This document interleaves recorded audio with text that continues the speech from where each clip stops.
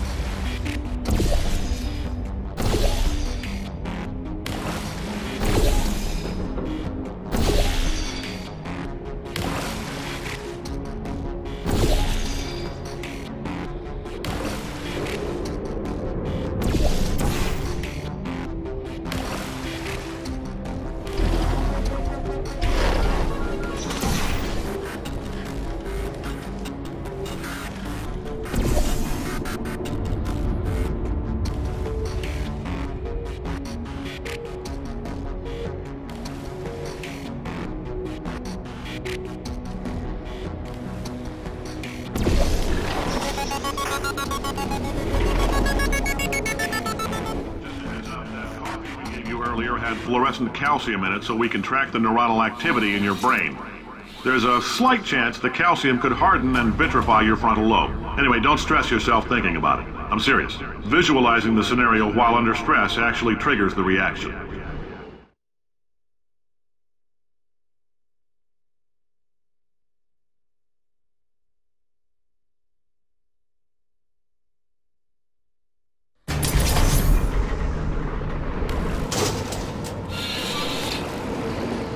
Now, if you're part of control group Kepler-7, we implanted a tiny microchip about the size of a postcard into your skull. Most likely you've forgotten it's even there. But if it starts vibrating and beeping during this next test, let us know. Because that means it's about to hit 500 degrees, so we're going to need to go ahead and get that out of you pretty fast.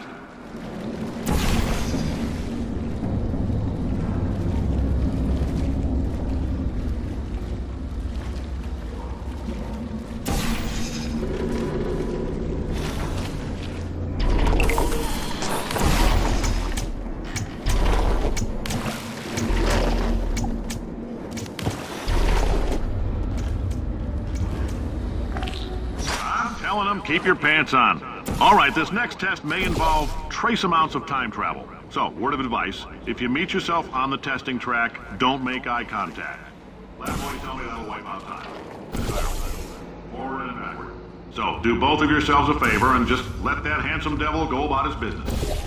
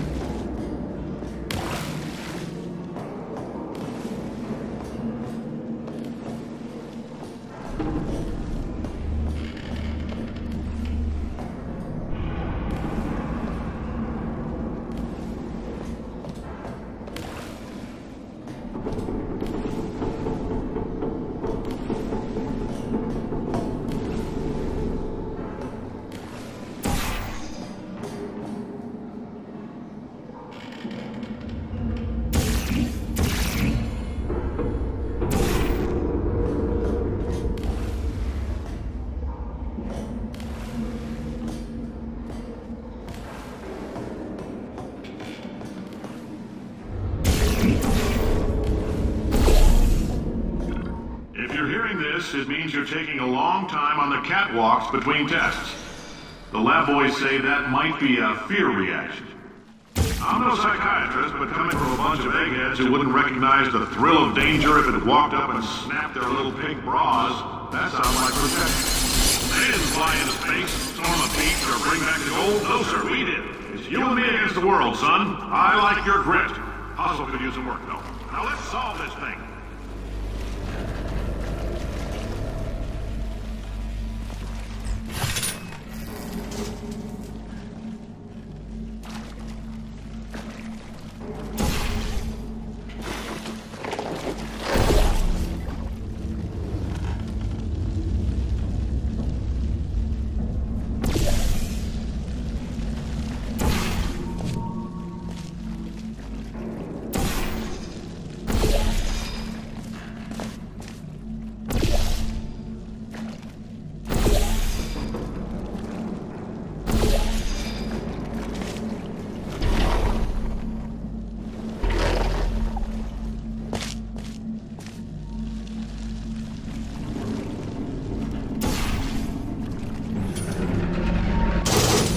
Science isn't about why, it's about why not. Why is so much of our science dangerous? Why not marry safe science if you love it so much? In fact, why not invent a special safety door that won't hit you on the butt on the way out because you are fired? Now you test subject, you're doing fine. Yes, you, box your stuff. Out the front door, parking lot, car, goodbye.